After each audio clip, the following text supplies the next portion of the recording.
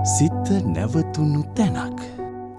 නමෝ තස්ස භගවතෝ අරහතෝ සම්මා සම්බුද්දස්ස. නමෝ තස්ස භගවතෝ අරහතෝ සම්මා සම්බුද්දස්ස. නමෝ තස්ස භගවතෝ අරහතෝ සම්මා සම්බුද්දස්ස. දූරංගමං ඒකචරං අසරීරං ගුහාසයං යේ චිත්තං සංයමෙස්සන්ති මොක්ඛන්ති මාර බන්ධනන්ති.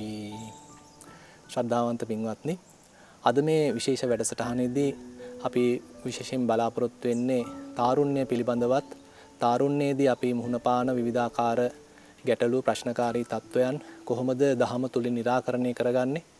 ඒ දහම තුලින් निराකරණය කර ගැනීමේදී කොහොමද අපි ටික ටික විවිධාකාර මානසික අභ්‍යාසයන් තුලින් ඒබඳු निराකූල තත්වයක්, මනසේ නැවතුන තත්වයක්, මනසේ සංයමයක්, සංසුද්ධියක් ඇති කරගන්නේ කොහොමද? එහෙම නැත්නම් ඒ සඳහා තියෙන විවිධාකාර උපක්‍රම මොනවාද? ක්‍රමානුකූලව ඒ සඳහා කෙනෙක් පිවිසෙන්නේ කොහොමද? මෙන්න මේ වගේ විවිධ කාරණා රසක් පිළිබඳව ක්‍රමානුකූලව කරුණු කීපයක් ඉදිරිපත් කරන්න. ඉතින් එතකොට අපිට මේ සඳහා පිවිසුමක් වශයෙන් මම කැමති පුංචි සූත්‍ර දේශනාවක් උද්දෘත කරගන්න. එක්තරා අවස්ථාවකදී බුදුරජාණන් වහන්සේ සංයුත්ත නිකායේ එන යවකලාපී කියන සූත්‍රයේදී හරි අපූර්ව දේශනාවක් කරනවා. එතෙන්දී බුදුරජාණන් වහන්සේ මතක් කරනවා මේ එක්තරා අන්දමක සිව්මන්සලක්. ඒ කියන්නේ මේ පාරවල් හතරක් එකතු වෙන තැනක් අසල තියෙනවා යව හාල් මිටියක්. ඉතින් අද කාලේ හැටියට කියනවා නම් අපිට කියන්න පුළුවන් වී මිටියක් කියලා. ඉතින් මෙන්න මේ වී මිටියක් මේ හතරමං හන්දියක තියලා ඉතින් ඒකට එක්තරා දිශාවකින් අපි තුමු උතුරු දිශාවෙන් ඇවිල්ලා එක්තරා මිනිසෙක් කත්ලියකින් එක දිගට පහර දෙනවා. ඊළඟට තවත් මිනිස්සෙක් ඔන්න දකුණු දිශාවෙන් ඇවිල්ලා කත්ලියකින් එක දිගට පහර දෙනවා. ඊළඟට අපි තුමු බටහිර දිශාවෙන් ඇවිල්ලා එයත් කත්ලියකින් එක දිගට පහර දෙනවා. ඊළඟ නැගෙනහිර දිශාවෙන් ඇවිල්ලා එයත් ඔන්න කත්ලියකින් එක දිගට පහර දෙනවා. මේ විදිහට විවිධාකාර දිශාවලින් ඇවිල්ලා මිනිස්සු 6 දෙනෙක් මේ කත්ලියකින් මේ අර යවහාල් මිටියට පහර දෙනවා. දැන් අපිට හිතා ගන්න පුළුවන් මේ විදිහට මේ කත්ලියකින් යවහාල් මිටියකට පහර දෙනකොට මොකක්ද ඇති වෙන තත්ත්වය? ඉතින් අපිට තේරෙනවා එතකොට අර යවහාල් මිටියේ තීච්චේ යව ඔක්කොම වෙන් වෙන්න ගන්නවා. ඒවා කෑලි වලට කැඩෙනවා. ඊට පස්සේ ඒවා කුඩු පට්ටම් වෙනවා. පුංචි පුංචි කෑලි වලට සුණු විසුණු බවට පත් වෙනවා. ඉතින් මෙහෙම දිගට දැන් 6 දෙනෙක් පහර දෙනවා. ඊට පස්සේ දැන් මේ විදිහට හොඳටම පහර දෙනකොට මේක අතිශය කුඩු බවට පත් වෙලා සෑහෙන්න කුඩා අංශු බවටත් පත් වෙනවා. ඉතින් කවත් මිනිස්සෙක් ඔන්න 7 වෙනියෙකුත් ඇවිල්ලා මේ යවහාල් මිටියටම පහර දෙනවා. ඉතින් බුදුරජාණන් වහන්සේ කියනවා ඉතින් මෙහෙම පහර දෙනකොට දැන් නම් ඉතින් ආයි ඉතුරු වෙන්න දෙයක් නැහැ. හොඳටම කුඩු පට්ටම් වෙන්නම මේ යවහාල් මිටියට පහර දීලා. දැන් මේක ප්‍රයෝගී කරගන්නේ බුදුරජාණන් වහන්සේ එක්තරා අන්දමක උපමාවකට. දැන් මේ උපමාවෙන් ඊළඟට බුදුරජාණන් වහන්සේ ගන්න උපමේයට. මොකද්ද උපමේය? බුදුරජාණන් වහන්සේ කියනවා අපි දැන් මේ ඇහෙන් රූප බලනවා. දැන් ඇහෙන් අපි රූප බලද්දී ඉතින් අපිට තේරෙනවා හරිම ලස්සන රූපක් තියෙනවා. ඒ වගේම අපි අකමැති රූපක් තියෙනවා. ඉතින් මේ ලස්සන රූප බලනකොට ඉතින් අපේ ඇහැ ඇද්දිලා යනවා. අපි තුමු චිත්‍රපටියක් බලනවා. මේ චිත්‍රපටියක් බලනකොට ඉතින් අපේ ඇහැ ඇද්දිලා යනවා. ඉතින් අපිත් ඒක රස කර සමහරවිට ඇස් දෙක අරගෙන කටත් අරගෙන ඔන්න බලාගෙන ඉන්නවා. ඉතින් ඊට පස්සේ ඔන්න අපි හොඳ සින්දුත් අහනවා. ඉතින් අපි තාරුණ්‍ය ගැන කියද්දි ඉතින් අපේ හිත මේවටම ඉතින් සාමාන්‍යයෙන් ඇදිලා යන්නේ. ඉතින් අපි එතකොට ඔන්න අපි හිතමු සංගීත තැටියක් දානවා, CD එකක් අපි දානවා. නැත්නම් අපි අන්තර්ජාලයට පිවිසෙනවා. ඉතින් මේ විවිධ අන්දමින් අපි මේ ඇහත් පුළුවන් තරම් සතුටු කරන්න උත්සාහවන්ත වෙනවා. කනත් ඒ විදිහටම සතුටු කරන්න උත්සාහවන්ත වෙනවා. කනෙන් ඇහෙන සින්දු වෙන්න පුළුවන්, වෙන වාදන වෘන්ද වෙන්න පුළුවන්. নানা ප්‍රකාර දේවල්. ඉතින් මේ විදිහට අපි කන හරහා ඉතින් নানা ප්‍රකාර දේවල් අපේ මනසට ගන්නවා. ඊට පස්සේ ඉතින් අපි හොඳ සුවඳ විලවුන් ඒවත් හොයාගෙන යනවා. ඉතින් අද කාලේ ඉතින් নানা ප්‍රකාර නම් ගම් දීගෙන ඉතින් ඔය වගේ දේවලුත් තියෙනවා. ඉතින් ඔහොම කරගෙන යනකොට මොකද වෙන්නේ? දැන් මේ නහයනුත් විවිධාකාර අරමුණු වෙනවා. ඒවත් ගිහිල්ලා හිතේ පළපදියම් වෙනවා. ඇතැම් මේවල් නැවත මතක් වෙනවා. ඒවත් ඉතින් ඔන්න හිතට වද දෙනවා. ඉතින් තවත් වෙලාවට ඉතින් ඔන්න අපිට හිතෙනවා හොඳ තැනකින් ගිහිල්ලා අද මම ආහාර ගත්තා නම් හොඳයි. හොඳ හෝටලයකට ගියා නම් හොඳයි. ඊට පස්සේ එහෙම කල්පනා කරලා ඔන්න යනවා හොඳ හෝටලයකට ගිහලා ඉතින් එතනින් පුළුවන් තරම් අපේ අතේ තීච්ච ගාන ඔක්කොම වීදම් කරලා එතනින් අපි ආහාර අනුභව කරනවා. ඉතින් ඒවත් සමහරවිට මතක් වෙනවා. අරක නම් හොඳයි, මේක නම් හොඳයි, අර හෝටලයට ගියා නම් හොඳයි, මේ හෝටලයට ගියා නම් හොඳයි. ඉතින් මේ විදිහට ඔන්න මතක් වෙනවා. දැන් ඔන්න දිව හරහාත් පුදුම විදිහට අර මන වඩන දේවල්, අපේ මනස ඇදිලා යන දේවල්, මනස කැමති දේවල් අපි දෙන්න උත්සාහන්ත වෙනවා. ඉතින් එහෙම වුණාට සමහරලාට මේකේ අකමැති පැත්තකුත් සිද්ධ වෙනවා. සමහරලාට ඉතින් අපි දන්නේ නැහැ. අපිට ලෙඩක් දුකක් වැළඳිලා සමහරට අකමැති දේවලුත් ඔය ASCII සිද්ධ වෙනවා. ඊට පස්සේ අපිට සමහරලාට ඉතින් ඔන්න හොඳ ස්පර්ශත් ලැබෙනවා. හොඳ ස්පර්ශ කිව්වහම ඒ කියන්නේ ඉතින් අපේ කයෙන් විවිධාකාර ස්පර්ශ අපිට ලැබෙනවා. ඉතින් ඒවත් ඉතින් අපි ස්පර්ශ කරන්න යනවා. ඉතින් ඒ හරහාත් নানা ප්‍රකාර අන්දමින් අපේ හිත අන්තිමට නිකන් හරිය අමුතු අන්දමකින් මේ හැම එකම මතක් වෙනවා. ඒවා ඌමනයි කියනවා, යා ඉල්ලනවා. ඊට පස්සේ දැන් මෙහෙම එකක් හරි නැතත් අපේ හිතින්මත් අපි සෑහෙන දේවල් කල්පනා කරනවා. මොකද හිතින් කල්පනා කරනවා කියලා කියන්නේ මොකද අර ඇහෙන් එච්චර දේවල් එන්නේ නැත්තම්, කනිනුත් අර තරම් ලොකු දෙයක් එන්නේ නැත්තම්, ඊළඟ නාසයෙන්ුත් ලොකු දෙයක් එන්නේ නැත්තම්, දිවෙනුත් මහා දෙයක් එන්නේ නැත්තම්, කයනුත් ලොකු ස්පර්ශයක් ලැබෙන්නේ නැත්තම් දැන් හිතට හරි නිකන් කම්මැලි ගතියක් තියෙන්නේ. හරි ඒකාකාරී ගතියක් තියෙන්නේ. ඉතින් එයා මොකද කරන්නේ? අර මොනවා හරි පරණ තීච්ච දේවල් ඔන්න ඇදලා ගන්නවා. නැත්නම් අනාගතේ කරන්න තියෙන දේවල් ඇදලා ගන්නවා. මේ අනාගතේ කරන්න තියෙන දේවල් හරි අතීතේ කරපු දේවල් හරි ඇදලා අරගෙන ඉතින් මතක් කර ඒවා රස කර ඉතින් කල්පනා කර ඉන්නවා. දැන් මේ විදිහට බැලුවාම එක මොහොතක් අපේ හිතට විවේකයක් නැහැ. එක මොහොතක්වත් අපේ හිත නතර වෙලා නැහැ. අපේ හිත නිරන්තරයෙන්ම දුවනවා. එක්කෝ අර අතීතයේ කණෙන් ඇසුරු කරපු දේවල් ඔස්සේ දුවනවා. එක්කෝ අතීතයේදී නාසයෙන් ඇසුරු කරපු දේවල් ඔස්සේ දුවනවා. එහෙමත් නැත්නම් අතීතයේදී ඇහෙන් බලපු දේවල් ඔස්සේ දුවනවා. එහෙමත් නැත්නම් අතීතයේදී දිවෙන් ඇසුරු කරපු දේවල් ඔස්සේ දුවනවා. එහෙම නැත්නම් අතීතයේදී කයෙන් ඇසුරු කරපු දේවල් ඔස්සේ දුවනවා. එහෙම නැත්නම් අනාගතයේදී මම මෙහෙම කරන්න ඕනේ, අරම කරන්න ඕනේ, එයත් එක්ක ඉන්න ඕනේ, මෙයත් එක්ක ඉන්න ඕනේ, අර රූප බලන්න ඕනේ, මේ රූප බලන්න ඕනේ, අර චිත්‍රපටිය බලන්න ඕනේ, මේ නාට්‍ය බලන්න ඕනේ. ඉතින් ওই විදිහට විවිධාකාර සැලසුම් හදනවා.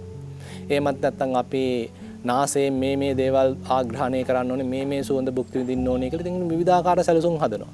අහස් මාලිගා තනනවා. ඊළඟට හිතින් විවිධාකාර අහස් මාලිගා තනනවා. ඉතින් අපි අධ්‍යාපනයේ පැත්තෙන් ගත්තත් ඒ විදිහටත් ඉතින් নানা ප්‍රකාර අන්දමින් අපි අධ්‍යාපනයේ පැත්තෙන් විවිධාකාර අහස් මාලිගා තනනවා. මම අර විදිහට උපාධියක් කරන්න ඕනේ, මේ විදිහට උපාධියක් කරන්න ඕනේ, අර විදිහට මම කටයුතු කරන්න ඕනේ, මේ විදිහට කටයුතු කරන්න ඕනේ, මේ විශ්වවිද්‍යාලයට යන්න ඕනේ, මම මේ උපාධිය සමත් වෙන්න ඕනේ. මේ අන්දමින් බැලුවාම අපි පුදුම විදිහට මේ අතීතයේ අනාගතයේ අපේ හිත ව්‍යාවෘත කරන ආකාරය නැත්නම් අතීතයේ සැරිසරන ආකාරයත් අනාගතයේ සැරිසරන ආකාරයත් ගැන බුදුරජාණන් වහන්සේ මහා කදිම උපමාවක් දෙනවා. ඒ කියන්නේ අර මං කලින් මතක් කරපු ඒ උපමාව. ඒ කියන්නේ අර සිව්මන්සලක දාපු ඒ යවහාල් මිටියට 6 දෙනෙක් ඇවිල්ලා පහර දෙද්දී ඒ කොයි තරම්නම් ඒ යවහාල් මිටිය කැඩිලා බිඳිලා සුණු විසුණුලා යනවද? අන්න ඒ වගේ තමයි මේ අපේ හිතත් මේ ඇහෙන් ගන්න අරමුණු වලින්, කනෙන් ගන්න අරමුණු වලින්, නාසයෙන් ගන්න අරමුණු වලින්, දිවෙන් ගන්න අරමුණු වලින්, ඊළාට ස්පර්ශයෙන් ගන්න අරමුණු වලින්, ඒ කියන්නේ කයෙන් ගන්න අරමුණු වලින් මේ හැම අරමුණකින්ම පුදුමාකාර විදියට වෙහෙසකටපත් වෙනවා. ඉතින් අපි නම් හිතන්නේ එහෙම නෙමෙයි. අපි පුළුවන් තරම් ලස්සන රූප බලපු තරමට තමයි අපිට සැප හම්බ වෙන්නේ. අපිට පුළුවන් තරම් කනෙන් ශබ්ද අහපු මට්ටමට තමයි අපිට ලොකු සැපක් හම්බ වෙන්නේ. එහෙම නැත්නම් නාසයෙන් හොඳ ගඳ සුවඳ බලපු තරමට තමයි අපිට හොඳ සැපක් හම්බ වෙන්නේ. එහෙම නැත්නම් දිවෙන් හොඳ රසයන් භුක්ති විඳපු තරමට තමයි අපිට උපරිම වශයෙන් සැප විඳින්න හම්බ වෙන්නේ. එහෙමත් නැත්නම් කයෙන් ඊටාම කදිම අන්දමේ ස්පර්ශයන් ලැබපු තරමට තමයි අපිට සැප හම්බ වෙන්නේ කියලා ඒ වගේ ආකල්පයක් තමයි අපි ගාව සාමාන්‍යයෙන් තියෙන්නේ. නමුත් බුදුරජාණන් වහන්සේ මේ අපි ගාව තියෙන මේ දෘෂ්ටි කෝණය වෙනත් අතකට හරවනවා. මේ අපේ හිතට මොකද්ද වෙන්නේ මේ විදිහට අපි මේ අරමුණු ඕනවට වඩා ගන්න ගිහිල්ලා. මේ ගන්න තියෙන අරමුණු ගැන ඕනවට වඩා හිතන්න ගිහිල්ලා. අරමුණු ගන්නෙ නැති අවස්ථාව නැත්නම් ප්‍රබල අරමුණු එන්නේ නැති අවස්ථාවේදී අපි එක්තරා අන්දමකින් හිත එයා විසින්ම ව්‍යාවෘත කරන්න කියලා. එයාටම නිකන් අතීත අරමුණු හරියට නිකන් අර වමාරා කනවා වගේ කල්පනා කර ඉන්න ගිහිල්ලා. එහෙම නැත්නම් මෙහෙම කරනවා, අරම කරනවා, මේවා විඳිනවා, අරවා විඳිනවා කියලා අපි අනාගතයේදී මෙන්න මේ විදිහට කරනවා කියලා සිහින මාලිගා තනන්න ගිහිල්ලා අපි කොයි තරම්නම් මනසින් දුක් විඳිනවද? ඉතින් අපි කොයි තරම්නම් අපි හිතමු පුටුවක් උඩට වෙලා කල්පනා කරනවාද? නැත්නම් ඇඳක් උඩට වෙලා කල්පනා කරනවාද? බස් එකක යනකොට කොයිතරම්නම් අපි කල්පනා කර යනවාද? අපි දැකපු එක්කෙනෙක් ගැන කල්පනා කරනවා, අහපු දෙයක් ගැන කල්පනා කරනවා, ඒ දැකපු කෙනත් එක්ක මෙහෙම ඉන්නවා කියලා කල්පනා කරනවා. ඉතින් මේ විදිහට අපි තරුණ කාලෙදී කරපු දේවල් ඉතින් හිතා ගන්න බැරි තරම්. අපේ මනසත් හරිම සංවේදීනේ. හුඟක් වෙලාවට තරුණ කාලෙදී අපේ මනස එක්තරා අන්දමකින් බොහොම මේ ඉල්ලනවා අතිශය පාරිශුද්ධියක්. මේ දේවල් මෙහෙම්මම වෙන්න ඕනේ. මෙන්න මේක තමයි නිවැරදිම ක්‍රමය. ඒ නිවැරදි ආකාරයටම මේ දේවල් වෙන්න ඕනේ. එහෙමත් අපි ඉල්ලන ගතියක් තියෙනවා. ඉතින් එහෙම උනේ නැත්නම් ඔන්න ඉතින් තවත් ප්‍රශ්න. අපේ හිත තවත් දේවල් ඉල්ලනවා. තවත් ඉතින් අරක උනේ නෑ මේ විදිහට, මේක උනේ නෑ මේ විදිහට. එයා කතා කළේ ඇයි මේ විදිහට, එයා හැසිරුනේ ඇයි මේ විදිහට කියලා ඉතින් ඔන්න নানা ප්‍රකාර ප්‍රශ්න තවත් ඉතින් අපි අතින් දා ගන්නවා. ඉතින් මේ විදිහට අපි තරුණ කාලෙදී මේ අපි ගාව තියෙන ඒ විවිධාකාර මතිමතාන්තර නිසා එහෙම නැත්නම් අපේ හිතේ ඒ පැන නගින පුදුම ආවේගශීලී ගති නිසා පුදුම අන්දමින් අපි පුදුම වෙහෙසකටපත් වෙනවා. ඉතින් මේ වෙහෙසටපත් වීම එක්කෙනා මත වෙනස් වෙන්න පුළුවන්. මොකද සංවේදී තරුණ පිරිස් මේ අවස්ථාවේ හුඟක් වෙහෙසකටපත් වෙනවා. මොකද සංවේදී තරුණ මිනිස්සෙකුට, තරුණයෙකුට, තරුණියකට මේ වගේ අවස්ථාවකට මුහුණ පාන්න සිද්ධ වුණාම එයා පුදුම අන්දමින් හිතනවා. ඒ පැත්තට හිතනවා, අර පැත්තට හිතනවා, අතීතයට අල්ලලා හිතනවා, අනාගතයට අල්ලලා හිතනවා. එයාගේ අම්මලා තාත්තලා හා සම්බන්ධ කරලා හිතනවා. එයාගේ යාළු මිත්‍රයන් හා සම්බන්ධ කරලා හිතනවා. එයා ලැබපු අධ්‍යාපනයත් එක්ක සම්බන්ධ කරලා හිතනවා. අනාගතේ කරන්න හිටපු දේවල් එක්ක කල්පනා කරලා හිතනවා. ඉතින් මේ විදිහට පුදුම අන්දමින් අර හිතීම නිසාම, හිතන්න ගිහිල්ලම, කල්පනා කරන්න ගිහිල්ලම පුදුම වෙහෙසකටපත් වෙනවා. ඉතින් මේ වගේ අපි මේ අතීතේ අනාගතේ සැරිසරන මට්ටම, අතීතේ අනාගතේ සැරිසරන අන්දම කල්පනා කරලා බැලුවොත් සීමාවක් නැති තරම් පුදුම අසීමාන්තිකව අපි කල්පනා කළා මේ අන්තිමට මානසිකව පුදුමාකාර වෙහෙසකටපත් වෙන්නේ, මානසික පීඩාවකටපත් වෙන්නේ. ඉතින් එහෙනම් බැරිද මේ වෙහෙසකටපත් වෙච්ච හිතකට පුංචි හරි විරාමයක් ලබලා දෙන්න? ඉතින් ඇත්තටම අර කලින් කියපු උපමාවේදී බුදුරජාණන් වහන්සේ කියනවා මේ හත්වැන්නෙකුත් ඇවිල්ලා තවදුරටත් පහර දෙනවා. ඒ කියන්නේ ආයි ඉතිරි වෙන්න දෙයක් නැහැ. සුණු විසුණු වෙන්නම අර යවහල් මිටියට පහර දෙනවා. ඉතින් මේ හත්වෙන්න කියලා කියන්නේ කවුද?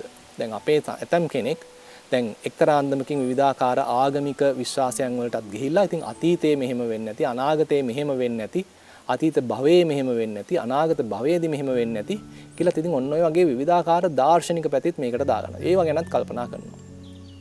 ඉතින් එහෙම කල්පනා කරන්න ගියාම දැන් ඉතින් මේ හිතට එන වෙහෙස අපිට හිතා ගන්න පුළුවන්. ඉතින් මෙන්න මේ බඳු වෙහෙසකටපත් වෙච්ච හිතක් තමයි එහෙනම් අපිට මේ පොඩ්ඩක් හරි නිවන්න සිද්ධ වෙන්නේ. පොඩ්ඩක් හරි සමනය කරන්න සිද්ධ වෙන්නේ. පොඩ්ඩක් හරි තැම්පත් කරන්න සිද්ධ වෙන්නේ. ඉතින් මේක අපිට එකපාරට කරන්නත් බෑ. මේ සඳහා අපි එක්තරා අන්දමක ක්‍රමානුකූල වැඩපිළිවෙලක් ක්‍රියාත්මක කරන්න සිද්ධ වෙනවා. පියවරෙන් පියවර මේ වැඩපිළිවෙල ක්‍රියාත්මක කරන්න සිද්ධ වෙනවා. ඒක දැනටමත් සාර්ථක වෙච්ච යම් උපක්‍රම පාවිච්චි කරමින් භාවිතා කරමින් අපිට කරන්න සිද්ධ වෙනවා. ඉතින් බුදුරජාණන් වහන්සේ මේ සඳහා දීපු කදිම උපක්‍රමයක් තමයි සතිමත් බව දියුණු කිරීම කියලා කියන්නේ. ඒ කියන්නේ සිහියෙන් ඉන්න කියන එක දියුණු කරනවා කියන එක තමයි බුදුරජාණන් වහන්සේ මේ සඳහා දෙන කදිම පිළිවෙල නැත්නම් කදිම උපක්‍රමය. එහෙමත් නැත්නම් ප්‍රධාන පිළිවෙල කියලා කියන්නේ. ඉතින් මෙන්න මේ ප්‍රධාන වැඩපිළිවෙලේ එක්තරා ක්‍රමයක් තමයි මම අද විශේෂයෙන් විස්තර කරන්න යන්නේ. අපි කොහොමද මේ ඉඳගෙන සිහිය දියුණු කරන්නේ? ඉඳගෙන සතිය පවත්වන්නේ කොහොමද? දැන් එකwidehatකින් බැලුවාම මේ සිහිය කියන එක අපි කාගාවත් තියෙන දෙයක්. ඒ කියන්නේ අපි කවුරුත් අසිහියෙන් ඉන්නව නෙමෙයි, හුඟක් වෙලාවට අපි අසිහිනුත් ඉන්නවා. උදාහරණයක් වශයෙන් මම කියන්නම්, අපි හිතමු අපි බස් එකක යනවා. බස් එකේ යනකොට ඉතින් ඔන්න මොකක් හරි එකක් කල්පනා වෙනවා. ඉතින් කල්පනා කර යනකොට ඔන්න මේ බහින්න හිටපු මේ බස් නැවතුම් පොළ අපි කියන මේ බස් හෝල්ට් එක ඔන්න අමතක වෙලා. ඔන්න අපි දන්නේම නැහැ වෙන තැනකින් තමයි බහින්නේ. මොකද ඒ බස් බහින්න හිටපු තැන අමතක වෙලා අපි දිගට ගිහිල්ලා. ඉතින් අන්න ඒ වගේ අපිට විවිධාකාර බැද්දීන් සිද්ධ වෙනවා. මොකද අපි අසිහියෙන් ගත කළා. එහෙමත් නැත්නම් සමහරවිට ඔන්න අපි තේ එකක් හදා ගන්න ඔන්න ඒකට ප්‍රමාණවත් විදිහට ඔන්න සීනි දාලා නැත්නම් සීනි දාන්න අමතක වෙලා. එහෙම නැත්නම් අපි ඔන්න ඉස්කෝලේ යනවා. ඉස්කෝලේ යද්දී අපිට උවමනා කරන පොත්පත් ටික බෑග් එකට දාගෙන නැහැ. උවමනාම කරන විෂයක පොතක් ඔන්න අපිට අමතක වෙලා. එහෙමත් නැත්නම් ඔන්න අපි විශ්වවිද්‍යාලය යනවා. විශ්වවිද්‍යාලය යනකොට ඔන්න එතනත් මොකක් හරි තියෙන විෂයක ඒ අදාළ දෙයක් අපිට එදා කරගන්න බැරි වෙලා. ඒ යම්කිසි පැවරුමක් ඔන්න කරගන්න බැරි වෙලා. මොකද අපේ හිතේ নানা ප්‍රකාර දේවල් තියෙනවානේ, කල්පනා කරන්න විවිධාකාර දේවල් තියෙනවානේ. ඉතින් එතකොට අපි අර ඌමනා දේ කල්පනා කරන්න අවස්ථාවක් නැති වෙලා අපේ හිත විවිධාකාර දේවල් වලින් පිරීලා. ඉතින් ඒ නිසා මොකද වෙන්නේ? අන්තිමට අපි අර කරන්න තියෙන දේ ඔන්න අපිට අමතක වෙලා ගිහිල්ලා. ඒක අපි අසිහියෙන් ඔන්න කාලය ගත කළා. ඉතින් මෙන්න මේ අසිහියෙන් ඉන්න එක අඩු කරගන්නේ කොහොමද? අපි කොහොමද සිහිය දියුණු කරගන්නේ? අවදි සිහිය වැඩි කරගන්නේ කොහොමද? මේ මොහොත ගැන අවදියෙන් ඉන්නේ කොහොමද? ඉතින් මෙන්න මේ කරුණු ගැන තමයි අපි එක්තරා අන්දමකින් මේ ක්ෂේත්‍රයේදී කල්පනා කරන්න උත්සාහන්ත වෙන්නේ. නැත්නම් මේ මාතෘකාවේදී අපි විශේෂ අවධානයක් යොමු කරන්න බලාපොරොත්තු වෙන්නේ. ඉතින් මේ සඳහා අපිට පුළුවන් මේ අපි වාඩි වෙලා ඉන්න ඉරියව්වම පාවිච්චි කරන්න. එහෙම නැත්නම් මේ අපි ඇවිදිනකොට ඇවිදින එක පාවිච්චි කරන්න. එහෙම නැත්නම් අපි සැතපීලා ඉන්නකොට මේ සැතපෙන ඉරියව්ව පාවිච්චි කරන්න. අපි හිටගෙන ඉන්නකොට හිටගෙන ඉන්න ඉරියව්ව පාවිච්චි කරන්න. දැන් මෙහෙම කිව්වහම ඇතම් කෙනෙකුට හිතෙන්න පුළුවන් දැන් මේ තරම් මහා සංකීර්ණ ප්‍රශ්නයක් තියෙනවා. මේ බඳු මහා සංකීර්ණ ප්‍රශ්නයකට මේ තරම් සරල විසඳුමක් කොහොමද දෙන්නේ? ඔන්න ඔතන තමයි පුදුමාකාර ලස්සන දහමේ ගැඹුරක් මතුවෙන්නේ. මේ බුදුරජාණන් වහන්සේ දෙන විසඳුම් පටන් ගන්න තියෙන අතිශය සරල අභ්‍යාසත් එක්ක. මේ අභ්‍යාසය බොහොම සංකීර්ණ නම්, අභ්‍යාසය බොහොම ව්‍යාකූල නම් අපිට බෑ ඒකෙන් අතිශය සුඛනම්ය, අතිශය තීව්‍ර, එහෙමත් නැත්නම් අතිශය සුන්දර පරමාර්ථයක් නැත්නම් ප්‍රතිඵලයක් ලබා ගන්න හැකියාවක් නැහැ. එහෙනම් මේ පටන් ගන්න සතිමත් බව දියුණු කරන සියලුම අභ්‍යාසයන් අතිශය සරලයි. ඉතින් අන්න ඒක අපි තේරුම් ගත යුතු කාරණයක්. ඒ කියන්නේ අපි මේ හිත දියුණු කරන, හිතේ එක්තරා අන්දමක සහනයක් ඇති කරන, හිතේ සංවේදී බව දියුණු කරන, හිතේ ඒකාග්‍රතාවය දියුණු කරන, හිතේ සංහිඳියාව දියුණු කරන, තැම්පත් බව දියුණු කරන, එහෙමත් නැත්නම් හිත නතර කරන මේ සියලුම උපක්‍රම පටන් ගන්න තියෙන්නේ අතිශය සරල අන්දමකින්. ඉතින් ඒ නිසා සමහර කෙනෙකුට දැන් හිතෙන්න පුළුවන් ඉතින් මේ සරල නම් ඕක මහ දෙයක්ද? ඕකත් මහ කජ්ජක්ද කියලා හිතෙන්න පුළුවන්. නමුත් මේ සරල බව නිසාම මේ කරන්න හරිම අමාරුයි. ඒ කියන්නේ අපේ හිත ඉල්ලන්නේ පුදුමාකාර සංකීර්ණ දේවල්. දැන් මේ අතීතයේ කරපු මහා ව්‍යාකූල දේවල් තමයි අපේ හිත කල්පනා කර ඉන්න බලාපොරොත්තු වෙන්නේ. එහෙමත් නැත්නම් අනාගතේ කරන්න තියෙන මහා සංකීර්ණ භාර දූර වැඩක් ගැන තමයි අපේ හිත කල්පනා කර සිහිනමවම අහස් මාලිගා තනමින් ඉන්න බලාපොරොත්තු වෙන්නේ අපේ හිත අන්න ඒ වගේ දේවල්. එහෙම නැතුනේ නිකන් සරල දෙයක් ගැන කල්පනා කරන්න හිතට කිසිම උවමනාවක් නැහැ. හිත ඒවා නිකන් ඔහේ අත්හැරලා දානවා. දැන් ඒ වෙනුවට දැන් මේ බුදුරජාණන් වහන්සේ ඉදිරිපත් කරන මෙන්න මේ අභ්‍යාස ඉදිරිපත් කළා තියෙන්නේ අතිශය සරල කාරණා ඔස්සේ. අන්න ඒක සරල කාරණාවක් තමයි මේ අපි ඉඳගෙන ඉන්න ඉරියව්ව ගැන සිහිය පිහිටවනවා කියන එක. දැන් මේ අවස්ථාවේදී මම ඉඳගෙන ඉන්නවා. දැන් මේ අවස්ථාවේදී මම ගත්තොත් දැන් මගේ අතේ මේ වට අත්ත තියෙනවා. ඒතර මට මොකටද දැනෙන්නේ මේ වෙලාවේදී? මේ වට අත්තේ තියෙන තද ගතියක් ඔන්න මට දැනෙනවා. මේකේ තියෙන යම්සි බර ගතියක් මට දැනෙනවා. ඊළඟට මම දැන් මේ සිවුර පෙරවගෙන ඉන්නවා. මේ සිවුර මගේ ඇඟේ ඇතිල්ලෙනවා මට දැනෙනවා. ඊළඟට මගේ මේ යටිපතුල් පොළවේ ස්පර්ශ වෙනවා. ඒ තුල යම්කිසි ස්පර්ශයක් මට දැනෙනවා. ඊට දැන් මේ අවට හොඳට සිසිල් සුළං රැල්ලක් හමනවා. ඒ සුළං රැල්ල හමනකොට ඒ සිසිල් සුළඟ මට හොඳට දැනෙනවා. ඉතින් මේ දැනීමත් එක්ක මම මේ මොහොතේ ජීවත් වෙනවා නම් මගේ හිතේ ලොකු ආතතියක් නැහැ. මම ඒතර ජීවත් වෙන්නේ මේ වර්තමාන මොහොතේ. මගේ හිත අතීතයත් එක්ක කල්පනා කර අතීතයත් එක්ක ගැළපීලා ඒවත් එක්ක ව්‍යාකූලත්වයක එහෙම ඉන්නේ නැහැ. අනාගත සිහිනමවමින්, අනාගතේ සැරිසරමින්, අනාගත මාලිගා තනමින් එහෙම ඉන්නේ නැහැ. මේ වර්තමාන මොහොතේ බොහොම සරලව, බොහොම අවදියෙන්, බොහොම සජීවීව මම වාසය කරනවා. ප්‍රകൃතියේ වාසය කරනවා. දැන් අතර වශයෙන් ගත්තාම අපේ හිත මේ ප්‍රകൃතියේ වාසය කරනවා කියන එක අඳුරගන්නවත් නැහැ. ඒක අපිට වෙලා තියෙන්නේ. ඒ කියන්නේ අපි හරි කැමති නිකන් අමුතු මානසිකත්වයක ඉන්න වෙන ලෝකයක ඉන්න අපි හරි කැමති. අපි කැමති සිහින ලෝකයක ඉන්න තරුණ කාලේදී විශේෂයෙන්ම අපි නිකන් අනාගතය ගැන පුදුමාකාර සිහිනමවමින් මෙන්න මේ විදිහට වෙන්න ඕනේ මම එයත් එක්ක මෙහෙම ඉන්නවා මේ විදිහට ගයක් හදා ගන්නවා මේ විදිහේ දෙයක් කරනවා. ඉතින් ওই විදිහට පුදුම ඒ අනාගත අපේක්ෂාවන් තුල ජීවත් වෙන අපේ හිතේ පුදුමාකාර නැඹුරුවක් තියෙනවා. ඉතින් ඒ තුලින් සමහරවිට හරි වෙහෙසකටපත් වෙනවා. සමහරවිට ඉතින් අපේ බලාපොරොත්තු ඒ ආකාරයෙන්ම ඉෂ්ට වෙන්නේ නැහැ.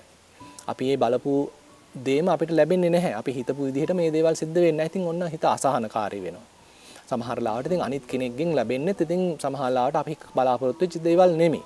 අපි බලාපොරොත්තු වෙන්නේ බොහොම මෘදු වචනයක්, ඔන්න අහන්න උනේ බොහොම කර්කශ වචනයක්. ඉතින් ඔය වගේ අපේ හිත රිදෙනවා. ඉතින් මේ වගේ අපි ඒ බලාපොරොත්තු වලම එල්බ ගන්න ගිහිල්ලා, බලාපොරොත්තු තුලම ජීවත් වෙන්න ගිහිල්ලා, සිහින ලෝකයකම අතරමං වෙන්න ගිහිල්ලා අපේ හිත වෙහෙසටපත් කරගන්නවා වෙනුවට අපිට පුළුවන් මේ මොහොතට අවදි වෙන්න. මේ මොහොතේ ජීවත් වෙන්න. මෙන්න මේ සතිමත් චිත්තක්ෂණය, එමත් මේ සතිමත් අවදි මොහොත, සති මාත්‍රය තමයි අපි එහෙනම් අපි තුල එක්තරා අන්දමකින් උද්දීපනය කරලා ගන්න තියෙන්නේ. මේක අපි ගාව නැතුව නෙමෙයි. මේක අපිට උපතින්ම ලැබිච්ච දෙයක්. නමුත් ඒක අර පිටින් ආපු කැලි කසල නිසා ඔක්කොම හරියට නිකන් වැහිලා යට වෙලා තියෙන්නේ. එහෙනම් අපි ඒ බාහිර තියෙන ඒ රොඩු බොරළු ටික අයින් කළා අපි ගාව තියෙන චූඩා මාණික්කය, අපි ගාව තියෙන රත්තරන් මේ තැටිය, පාත්‍රය මතු කරගන්නයි තියෙන්නේ. ඔන්න වගේ තත්ත්වයක් තමයි එහෙනම් අපිට උදා කරගන්න තියෙන්නේ. ඉතින් ඒ සඳහා තමයි බුදුරජාණන් වහන්සේ එක්තරා අන්දමක සුවිශේෂී මානසික උපක්‍රම රාශියක්, අභ්‍යාස රාශියක් ඉදිරිපත් කළා තියෙනවා. ඒතර මේ ඉරියව් ගැන සිහිය දියුණු කරනවා කියන එක තමයි මේ මොහොතේදී පවත්වන ඉරියව්ව ගැන සිහිය යොදනවා කියන්නේ අන්නේ එක උපක්‍රමයක්. ඒ ඉරියව්වක් කියලා කියන්නේ එතකොට බැලුවාම හරියට නිකන් අර එහෙ මෙහෙ දුවන සලිත වෙන නැවකට අපි යොදපු නැංගුරමක් වගේ. දැන් හිතන්න අපි නැවක් නතර කරලා තියන්න ඕනේ නම් ඒක නැංගුරමක් දානවා. ඒක නැංගුරම දාලා ඒකෙන් තමයි යාව නිශ්චලව තියාගන්නේ. නතර කරලා තියාගන්නේ. නැව නතර කරලා තියාගන්න අපි දාපු නැංගුරමක්. ඉතින් එහෙනම් අපේ මේ හිතත් නතර කරගන්න අපිට නැංගුරමක් අවශ්‍ය වෙනවා. අපේ මේ කය කියලා කියන්නේ මේ හිත නතර කිරීම සඳහා යොදා ගන්න නැංගුරමක් කියලා කියන්න පුළුවන්. ඉතින් මේක ගැඹුරින් විස්තර වෙනවා සතිපට්ඨාන සූත්‍රයේදී, මහා සතිපට්ඨාන සූත්‍රයේදී. ඉතින් මේ සතිපට්ඨාන සූත්‍රයේ එන එක කොටසක් තමයි මෙන්න මේ ඉරියාපතයන් පිළිබඳව සිහිය දියුණු කරනවා කියලා කියන්නේ. ඒ කියන්නේ අපි මේ මොහොතේ ඉන්නේ මොන ඉරියව්වේද? අන්න ඒ ඉරියව්වට සිහිය යොදවනවා නම් අපිට පුළුවන් අර අතීතයේ දුවන ගතියෙන් හිත යම් පමණකට හෝ වළක්ව ගන්න. අනාගතයේ දුවන ගතියෙන් යම් පමණකට හෝ අපේ හිත වළක්ව ගන්න. එහෙම නැත්නම් අතීතයේ දුවන හිත නතර කර ගන්න. අනාගතයේ දුවන හිත නතර කර ගන්න. ඒතර මෙන්න මේ වර්තමාන මොහොතට ගන්න පාවිච්චි කරන එක උපක්‍රමයක් තමයි මෙන්න මේ ඉරියව්ව කියලා කියන එක. ඒතර ප්‍රධාන ඉරියව් හතරක් තියෙනවා. ඒ කියන්නේ ඇවිදින ඉරියව්ව, එහෙම නැත්නම් හිටගෙන ඉන්න ඉරියව්ව, එහෙමත් නැත්නම් සැතපීලා ඉන්න ඉරියව්ව, එහෙමත් නැත්නම් හිටගෙන ඉන්න ඉරියව්ව. ඒතර මෙන්න මේ ප්‍රධාන ඉරියව් හතරම අපිට පුළුවන් නම් සිහියෙන් වාසය කරන්න. ඒ එක එක ඉරියව්වක් අපි ගත කරද්දී ඒ ගැන සිහියෙන් අවදියෙන් ඉන්න. ඒ ඉරියව්වේ දැනෙන දේවල් වලට අවදි වෙන්න, ඒ ගැන දැනුවත් වෙන්න අපිට පුළුවන් නම් අපි මේ මොහොතේ තමයි ජීවත් වෙන්නේ. අතීතයේ ගිහිල්ලා කල්පනා කර කර ඉන්නවත් නෙමෙයි, අනාගතයේ ගිහිල්ලා සිහිට මවමින් ඉන්නවත් නෙමෙයි. ඒ වෙනුවට මේ මොහොතේ ඉන්නේ මං ඉඳගත් ඉරියව්වෙන්, ඉඳගත් ඉරියව්වේදී මට මොනවද දැනෙන්නේ? මේ මොහොතේ මම ඉන්නේ හිටගෙන ඉන්න ඉරියව්වෙන්, හිටගෙන ඉන්නකොට මට මොනවද දැනෙන්නේ? මේ මොහොතේ ඉන්නේ ඇවිදින ඉරියව්වෙන්, ඇවිදින ඉන්න ඉරියව්වේදී මට මොනවද දැනෙන්නේ? මේ මොහොතේ ඉන්නේ සැතපුණ ඉරියව්වෙන්, සැතපුණ ඉරියව්වේදී මට මොනවද දැනෙන්නේ? ඒතර මෙන්න මේ දැනුවත් භාවය. මේ දැනුවත් භාවය තමයි අපි ඉස්සරහට ගන්න. දැන් මේ දැනුවත් භාවයයි හිතනවයි කියන කියලා කියන්නේ දෙකක්. දැන් අපි මේ ඉඳගෙන ඉන්න ඉරියව්ව ගැන හිතනවා, කල්පනා කරනවා කියන එක නෙමෙයි මේ කියන්නේ. මේකත් හොඳට පැහැදිලි කරගන්න අවශ්‍යයි. ඒ කියන්නේ අපි ඉඳගෙන ඉන්න ඉරියව්වේදී කල්පනා කර නිකටේ අත තියාගෙන එහෙම ඉන්න එකක් නෙමෙයි මේ කල්පනා කරන්නේ. එහෙම නැත්නම් ඇවිද අපි කල්පනා කරනවා කියන එක නෙමෙයි මේ කියන්නේ. ඇවිද කොහොමද හිත නිශ්චල කරගන්නේ? ඉඳගෙන ඉඳද්දි කොහොමද හිත නිශ්චල කරගන්නේ? හිටගෙන ඉඳද්දි කොහොමද හිතත් නිශ්චල කරගන්නේ? සැතපීලා ඉඳද්දි කොහොමද හිතත් නිශ්චල කරගන්නේ, නතර කරගන්නේ? ඉතින් ඔන්න ඕක තමයි අපිට තියෙන බාහිර වගකීම, නැත්නම් අභියෝගය. දැන් මෙතනදී හිතන්න, හිත පුදුම විදියට ඔන්න අතීතයේ දුවමින් ඉන්නවා. අනාගතයේ සැරිසරමින් ඉන්නවා. දැන් ඒ බව අපිට හිතන්න පොඩි මොහොතක් ඔන්න දැනුණා කියලා. හිත දැන් ඉන්නේ අතීතයේ කියලා තේරුණා. එහෙනම් අපි ආව පොඩ්ඩක් එකගෙන එන්න ඕනේ මේ ඉන්න ඉරියව්වට. අපිට තේරුණා ඔන්න අනාගතයේ මෙයා දැන් සැරිසරන්නේ කියලා. ඉතින් අපි ආව ගිහිල්ලා යාට ආරාධනා කරන්න ඕනේ මේ අපි දැන් මේ ඉන්න ඉරියව්වට වඩින්න කියලා. පැමිණෙන්න කියලා. එහෙනම් අපිට අවශ්‍ය වෙනවා මේ එළියට ගිය හිත ආපහු කැඳගෙන එන්න. එළියට ගිය හිත ආපහු අරගෙන එන්න. ඒතර මෙන්න මේ ඉරියව්ව තමයි අපි නැංගුරමක් වශයෙන් පාවිච්චි කරන්නේ. හිත දුවන්න හදනවා මේ නැංගුරම නිසා ඔන්න ආපස්සට එනවා. හිත අනාගතයට දුවන්න හදනවා මේ නැංගුරම නිසා හිත ඔන්න ආපස්සට එනවා. ඒතර මේ නැංගුරම අපි ඉරියව්ව විදිහට පාවිච්චි කරද්දි අපේ හිත පොඩ්ඩක් පුරුදු වෙනවා මේ කය ඇසුරේ වාසය කරන්න. දැන් මේ අපේ කය නෙමේ ඉරියව් හතර පවත්වන්නේ ප්‍රධාන වශයෙන්. ඇවිදින ඉරියව්ව පවත්වන්නේත් කය. හිටගෙන ඉන්න ඉරියව්ව පවත්වන්නේත් කය. ඊළඟට සැතපීලා ඉන්න ඉරියව්ව පවත්වන්නේත් කය. ඊළඟට අපි තමු අනෙකුත් සියලු ඉරියව්වන් පවත්වන්නේ කය. එහෙනම් අන්න ඒ කය නැංගුරම කරගෙන අපිට පුළුවන් ද එක්තරා අන්දමකින් අර දුවන හිතට මෙයා නැංගුරමක් කළා දෙන්න. නැවත නැවත මේ කයට පැමිණෙන්න අපේ හිතට ආරාධනා කරන්න පුළුවන්ද? අපේ හිතට පුළුවන්ද මේ කයම එයාගේ ගෙදර කරගන්න?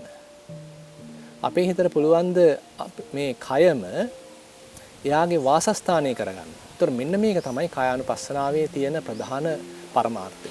අපි පුළුවන් තරම් මේ කය අපේ හිතට වාසස්ථානයක් කරලා දෙන්න උත්සාහන්ත වෙනවා. එයාව ගෙදෙට්ට කැඳගෙන එනවා. මේ කය තුල හරියට නිකන් හොඳ සුව පහසු ආසනයක් සකස් කරලා දෙනවා වගේ එයාට ආරාධනා කරනවා මේ කය තුල බොහොම සුවසේ වාසය කරන්න කියලා. එයාගේ කය හරියට නිකන් හොඳ යාළුවෙක්, හොඳ මිත්‍රයෙක්, කල්යාණ මිත්‍රයෙක් කරගන්න කියලා කරන ආරාධනාවක්. ඒතකොට මෙන්න මේ ආරාධනාව තමයි එහෙනම් අපිට මුලින්ම කරන්න සිද්ධ වෙන්නේ. හිත දුවනවා ආයි යාට ආරාධනා කරනවා නෑ නෑ ඔයා එහෙ යන්න එපා. ඒකට මෙහෙතනම ඉන්න. ආයෙත් ඔන්න අනාගතයට දුවනවා. ඒතරට ආරාධනා කරනවා නෑ නෑ ඔයා එහෙ යන්න එපා. ආයි මේ මෙතනම ඉන්න. ඉතින් මේ කරන ආරාධනාව සමහරවිට ඉතින් හිත අහන්නේ නෑ. හිත කැමති මේ අතීතයේ ගිහිල්ලා අර බොහොම ഘോഷාකාරී දේවල් නැත්තම් අපි කියන ව්‍යාකූල දේවල්, බොහොම සංකීර්ණ දේවල් කල්පනා කර කර ඉන්න අපේ හිත හරි කැමති. නමුත් අපි උත්සාහවන්ත වෙන්න අවශ්‍යයි. මේ සංකීර්ණ දේවල් වල නැවත නැවත පැටලෙන්න ගියොත්, මේ ව්‍යාකූල දේවල් වල නැවත නැවත පැටලෙන්න ගියොත් අපි ආයෙත් අර පමගාලේ පැටලීමක් තමයි සිද්ධ වෙන්නේ. එහෙමනම් අපිට පුළුවන්ද එහෙම වෙන්න නොදී අපේ හිත ආරක්ෂා කරගන්න.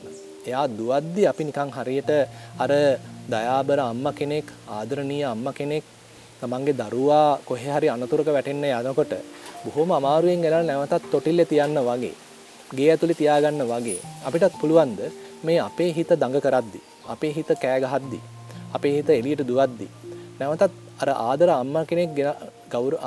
අම්මා කෙනෙක් ගෙනල්ලා ආයෙත් තමන්ගේ දරුවව බේර ගන්නවා වගේ, අනතුරකින් වළක්ව ගන්නවා වගේ, එයාට හරි දේ කියලා දෙනවා වගේ අපිට පුළුවන් ද එහෙනම් අපේ හිත ගෙනල්ලා නැවතත් මේ කය තුල පවත්ව ගන්න. ඉතින් ඒක මුලදී ටිකක් අමාරුයි වගේ දැනුණාට මොකද පොඩ මේක පුළුවන් වෙනවා. ඉතින් අපිට තියෙන පුදුමාකාර අදිෂ්ඨානශීලී බවකින්, හොඳ වීරයකින් මේ වැඩේ නැවත නැවත කරන්නයි තියෙන්නේ. ඒ සඳහා යම්කිසි කැපවීමක් අවශ්‍ය වෙනවා. ඉතින් ඒකයි අපි හිතමු අපි උදේ පාන්දර මේක කරනවා නම් මේක කරන්න පුළුවන්. මොකද උදේ පාන්දර අපි නැගිට්ටාම අපේ හිතට යම් පමණක විවේකයක් ලැබිලායි තිබිලා තියෙන්නේ. අපි මේ විවේකයේ තමයි මේ වෙලාවේදී තවදුරටත් දියුණු කරන්න උත්සාහවන්ත වෙන්නේ. යාට එකපාරටම ආයෙත් ගිහිල්ලා ඒ සමාජයේ තියෙන දේවල් ගැන කල්පනා කරලා ආයෙත් වෙහෙසකාරී තත්වයකට, අසහනකාරී තත්වයකටපත් වෙන්න ඉඩ නොදී අපි උත්සාහවන්ත වෙනවා පුළුවන් ද මේ අවස්ථාවේදී මේ කයට ගෙනල්ලා මේක පවත්ව ගන්න. මේ හිත කය තුල යාලු කරලා තියාගන්න. ඉතින් අන්නේ කටයුත්ත තමයි අපි සාර්ථක කරගන්න උත්සාහන්ත වෙන්නේ. ඉතින් ඒ කටයුත්ත සාර්ථක කරගද්දී ඉරියව්වට නැවත නැවත ගෙනෙද්දී මුලින්ම අපිට කතා කරන්න පුළුවන් මේ ඉඳගෙන ඉන්න ඉරියව්ව. මේ ඉඳගෙන ඉන්න ඉරියව්ව හරි පහසුයි. හිතන්න අපේ හුඟක් මහන්සි වෙලා සෑහෙන දුර ගමනක් ගිහිල්ලා මහන්සි වෙලා වෙහෙස වෙලා දාඩිය පෙරාගෙන ආවහම අපි තුමු ඔන්න අපිට ගෙදරට ආවා. හොඳ සුව පහසු ආසනයක් හම්බුණා. ඔන්න සුව පහසු අපි වාඩි වුණා. ඉතින් එතකොට අපිට දැනෙනවානේ යම්සි කායික සහනයක්, කායික සුවයක්, කායික සැපයක් දැන් ඔන්න අපිට දැනෙනවා. ඒත් මේ කායිකව දැනෙන මේ පහසුව, කායික සුවය හරිම වැදගත් මේ භාවනාව කියන එකට. අපි මේ හිත හදන වැඩපිළිවෙලට මේ කායික සුව පහසු අවශ්‍යයි. කායික සහනය අවශ්‍යයි. කායික සැහැල්ලුව අවශ්‍යයි. ඒකයි අපි සුව පහසුවෙන් වාඩි වෙන්නේ. අපි අපේ හිත හදන්න වාඩි වෙනකොටත් හොඳට සුව පහසුවෙන් වාඩි වෙන්න අවශ්‍යයි. ඒ නිසා තමයි අපි කියන්නේ ඉරියව්ව සකස් කරගන්න කියලා. මේ ඉරියව්ව සකස් කරගන්න පුංචි වෙලාවක් ගත කරාට කිසිම වැරැද්දක් නැහැ. අපි එකපාරටම අපි හිත හදනවා කියලා මේක කරන්න බෑ. ඉස්සෙල්ලා එහෙනම් අපි මේ වාඩි වෙච්ච ඉරියව්වත් සුවසේ සකස් කරගන්න අවශ්‍යයි. හිතන්න අපේ ඇඳුම් පැළඳුම් ටිකක් හිර වෙලා තද වෙලා තියෙන්නේ. ඉතින් එතකොට අපි මේ ඇඳුම් පැළඳුම් පොඩ්ඩක් සකස් කරලා ඒක සුවසේ ඉන්න තත්වයකට නැත්නම් අපේ හිතේ අවධානය සමසේ මුළු ඉරියව්වට යන තත්වයකට මේක සකස් කරගන්න අවශ්‍යයි. ඉතින් මේ විදිහට ඉරියව්ව සකස් කරගත්තට පස්සේ අන්න අපිට තේරෙනවා ඔන්න දැන් නම් සමසේ මේ ඉරියව්ව තියෙනවා. ඒ වගේම සමමිතිකව මේ ඉරියව්ව තියෙනවා. ඒ කියන්නේ වම් පැත්ත සමානයි දකුණු පැත්ත. එක පැත්තකටවත් බර වෙලා ඇල වෙලා එහෙම නැහැ. හොඳට වම් පැත්තයි දකුණු පැත්තයි සමානව තියෙනවා. සමමිතික ඉරියව්වක් තියෙනවා. ඒතර මේ සමමිතික සමබර ඉරියව්වක අපි වාඩි වුණාම ඔන්න කය සුවපත් වෙලා තියෙනවා. කයට හරි සහනයක් දැනෙනවා. කයට හරි සැපයක් දැනෙනවා. අන්නේ සුවපත් සහනශීලී ඒ වගේම අපි කියන සැහැල්ලු ඉරියව්වක් පවත්වනකොට පොඩ්ඩක් අපිට යම්කිසි සුවපත් භාවයක් සැපවත් භාවයක් ඔන්න දැනෙන්න ගන්නවා. ඊළඟට ඔන්න අපි හොඳට කය කෙලින් තියාගෙන ඔළුවත් කෙලින් තියාගෙන S2 පියා ගන්නවා. හැබැයි මෙතනින් අදහස් වෙන්නේ නැහැ කය දරදඬු කර ගන්නවා කියලා. බොහොම නිකන් තද ඉරියව්වක් පවත්වනවා කියලා මෙතනින් අදහස් කරන්නේ නැහැ. කය බොහොම සුවපත් වෙච්ච ඉරියව්වක්. සහනශීලී ඉරියව්වක්. හැබැයි ඍජු ඉරියව්වක්. අපි මුලදී පටන් ගන්නකොට ඍජු ඉරියව්වක් පවත්වනවා. ඒතකොට මෙන්න මේ ඍජු ඉරියව්ව හොඳට සකස් කරලා පවත්වනකොට ඔන්න අපි ඊළඟට අපේ S2 බොහොම මුරුදු අන්දමින් පියා ගන්නවා. S2ත් හිර කරලා තද කරලා පියා ගන්නව නෙමෙයි. බොහොම මුරුදු අන්දමින් S2 පියා ගන්නවා. S2 පියාගෙන මේ විදිහට දැන් ඔන්න ඉරියව්ව සකස් කරලා වාඩි වුණාට පස්සේ ඔන්න අපිට තේරෙනවා පොඩ්ඩක් ඔන්න කය ගැන තේරෙන්න පටන් ගන්නවා. එහෙමත් නැත්නම් අපිට කයට හිත එන්න පටන් ගන්නවා. ඒ කියන්නේ කයේ යම් දැනීම් පොඩ තේරෙන්න ගන්නවා. දැන් සාමාන්‍යයෙන් නම් මේවා අපි අතහැරලා දාලා හිතට ඔහේ ඉබාගාතේ යන්න දෙන තත්ත්වයක් තමයි තියෙන්නේ. නමුත් මේ අවස්ථාවේදී අපි එහෙම වෙන්න ඉඩ නොදී හිත ඉබාගාතේ යනකොට මේ කායිකව දැනෙන සුවපත් භාවයට ආයෙත් හිත අරගෙන එනවා. හිත අනාගතයට යනකොට මේ කායිකව දැනෙන සුවපත් භාවයට සැපවත් භාවයට කායික සැහැල්ලුවට හිත ආයෙත් අරගෙන එනවා. දැන් මේ හිතටත් ඉන්න බැරිත් නැහැ දැන් මේ කයත් එක්ක. මොකද කායික සුවයක් තියෙනවා. කායික සැපයක් තියෙනවා. කායික එක්තරා අන්දමක කියනවා නම් කායික සැහැල්ලුවක් තියෙනවා. මෙන්න මේ කායික සැහැල්ලුවට කායික සුවපත් භාවයට නැවතත් හිත ඔන්න අරගෙන එනවා. ඉතින් ආයෙත් හිත දුවාවි. හිත එක පාටට ඉතින් ඉන්න එකක් නැහැ. ආයෙත් ඉතින් හිත කැඳගෙන එනවා. අරගෙන ඇවිල්ලා ආයෙත් ඔන්න මේ ඉරියව්වේ පවත්වනවා. දැන් මෙහෙම අපි මේ ඉඳගෙන ඉන්න ඉරියව්වේ සිහිය පවත්වන්න තව අපේ සිහිය දියුණු වෙන්න පටන් ගන්නවා. හිතන්න අපි විනාඩියකට කලින් නම් 100 සැරයක් අපේ හිත එළියට දිව්වා. හැබැයි අපි මේ වැඩේ නැවත පුහුණු කරන්න මේ 100 සැරයක් දුවපු හිත දැන් ඔන්න 70 සැරයයි දුවන්නේ. තවත් කාලයක් කරද්දී ඔන්න 50 සැරයයි එළියට දුවන්නේ. තවත් කාලයක් කරද්දී ඔන්න 30 සැරයයි එළියට දුවන්නේ. තවත් කාලයක් කරද්දී ඔන්න 10 සැරයයි එළියට දුවන්නේ. ඒ කියන්නේ අනිත් අවස්ථාවන් වලදී ඒ කියන්නේ කයත් එක්කම ඔන්න හිත ඉන්න පටන් අරන්. කයේම දැන් ඉන්න ඔන්න හිත ඉන්නවා. කය ගැන දැනෙනවා. කයේ කොහොමද මේ ඇඳුම් ඇතිරිලා තියෙන්නේ? කයේ කොහොමද ඉරියව්ව පිහිටලා තියෙන්නේ?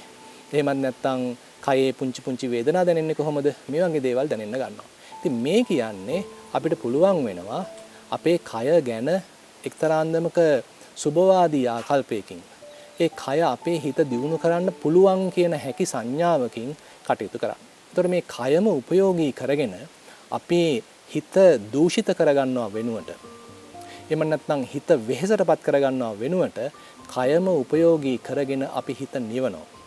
අපි අපේ හිත නතර කරගන්නවා. අපේ හිත සුවපත් කරනවා. ඒතර මෙන්න මේ බඳු එළඹීමක් තමයි මෙන්න මේ කායानुපස්සනාවෙන් මුලින්ම ඉදිරිපත් කරන්න අවශ්‍ය වෙන්නේ. ඒතර අපි මේකේ දීර්ඝ ගමනක් තව ඉස්සරහට යන්න තියෙනවා. මම මේ එක්තරාන්දමක ප්‍රවේශයක් තමයි මේ දේශනාවෙන් ඉදිරිපත් කළේ. අපි බලමු ඉදිරියට මේ කටයුත්ත තවදුරටත් සාර්ථක කරගනිද්දී.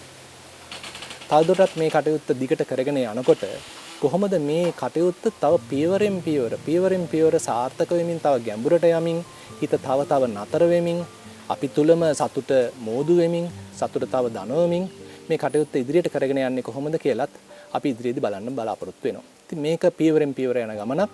ඒක පාඩම ਸਰව සම්පූර්ණ වෙන ගමනක් නෙමෙයි. නමුත් මේ උත්සාහය අතහරින්නේ නැතුව මේක කරන්න පුළුවන් කියන හැකි සංඥාවෙන් අපි කරනවා නම් මේකේ අනිවාර්යෙන් ප්‍රතිඵල තියෙනවා. අපේ හිත කොයිතරම් වල් වැදිලා තිබුණත් මිනිස්සෙන් වශයෙන් අපි ගාව මේ හැකියාව තියෙනවා. මේ වල් වැදිච්ච ස්වභාවය හිතේ තියෙන ඒ දූෂිත ස්වභාවය හරියට නිකන් එළියේ තියෙන කොටසක් වගේ. ඇතුලේ තියෙන හරියට නිකන් බොහොම පිරිසුදු දඹරන් වගේ ස්වභාවයක්. අන්නේ ඇතුළත තියෙන පිරිසුදු භාවයට, ඇතුළත තියෙන නතර වෙච්ච ස්වභාවයට, සංසිඳිච්ච ස්වභාවයට පැමිණෙන්න අපිට මේ සියලු අභ්‍යාසයන් උදව් වෙනවා. ඒ සඳහා එක්තරා අන්දමක ආරාධනයක්, එක්තරා අන්දමක ප්‍රවිෂ්ටයක් ලබා ගන්න අද මේ දේශනාව සියලු දෙනාටම උපයෝගී වේවා, මඟ පෙන්වීමක් වේවා, දිරිගැන්වීමක් වේවා කියලා ප්‍රාර්ථනා කරමින් මගේ දේශනාව අවසන් කරනවා. සියලු දෙනාටම තෙරුවන් සරණයි.